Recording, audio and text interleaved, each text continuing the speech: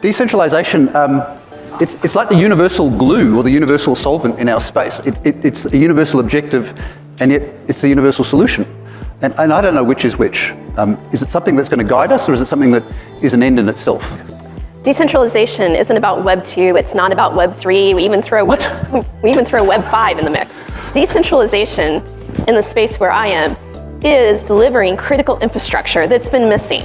And we have been missing this infrastructure for decades, and that is about identity. But I'm going to take it one step further. It's not about identity in the driver's license sense of name, birth date, just PII.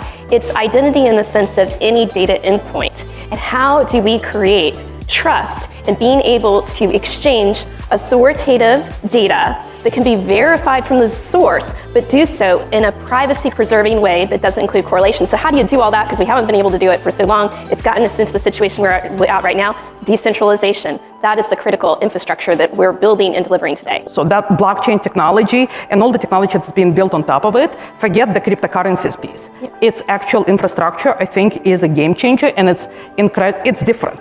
It's qualitatively different, and it will allow us to do things that, for example, move more into data-centric enterprise world that all of us dream about. I think one of the promises of Web3 is that I own my own data, and I control who sees it and who doesn't.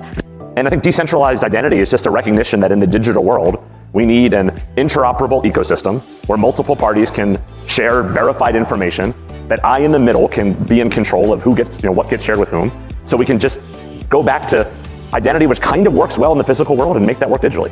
Companies, enterprises, organizations don't call wanting identity or decentralized identity solutions. No one says, give me some of that decentralized identity. What are they calling about? They're calling usually because they're having issues with fraud, or they're having issues of inefficiency or cost as a result of that. These are your customers calling you for help? Yep. But what it is they don't see that it's actually identity underpinning the problem around fraud or around inefficiency. So getting out to what is that root of trust? What is that root of the data?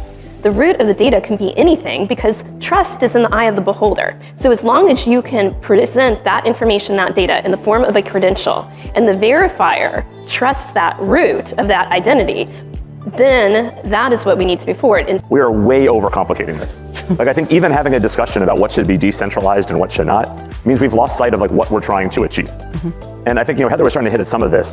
We need a way that we can exchange information on the internet without relying on any one party to do it for us. We need a way for consumers to have transparency and control. I don't even think ownership is such a weird term to me. And then we need a way for there to be an interoperable system that everybody can participate in.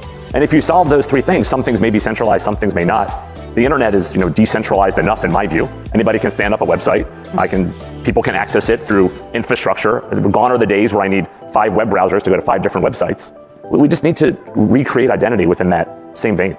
Because you have a lot of propagation of untrue information or misinformation, whatever you want to call it, and if we want to moderate and take down the posts that are incorrect or take down the posts that call to violence, so that's centralization, right? That's putting somebody in the middle who makes a judgment what's appropriate and what's not. That's kind of a definition of centralization. So that needs to stay, because if you remove that, we've all seen that people on the internet behave to lowest common denominator quite often, and hopes that people are going to behave well if they're all together in the same group, have been proven many times, and a lot of times on the internet that's actually, it goes down, it spirals down, not up. So that's where we don't want to remove.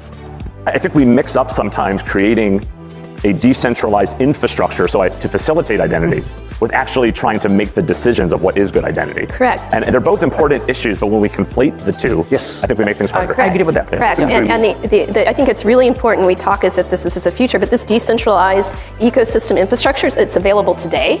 Companies are building with it. They are deploying solutions into commercial production. If your organization is not already building and looking at proof of values around this infrastructure, you're behind. Because organizations across every industry, whether that is travel, hospitality, financial services, energy, IoT, even federated identity providers, are already deploying and moving to these infrastructures now.